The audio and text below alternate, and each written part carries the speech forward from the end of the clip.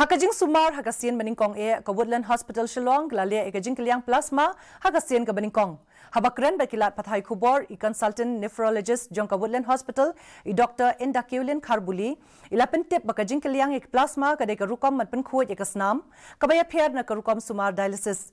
Dr. Kharbuli ilaban baka Jingkylliang plasma kadai ka rukom Sumar ka basuk ka basimpor tang 4 minit ban Sumar baro ki plasma jo kinong pang kilong ki bama batla pat ban Jingkylliang da ki plasma ki bathamai.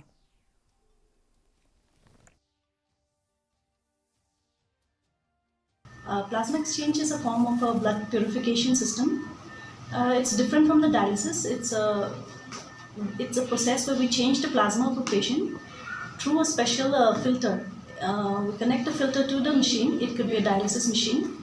And it's a very simple procedure where it takes only around 20 minutes for the procedure to happen. Patients who require plasma exchange are usually those patients who have antibodies in their system, like special cases of TTP, which is thrombocytopenic purpura, any anti-GBM disease, or cases of SLE also who don't respond to treatment.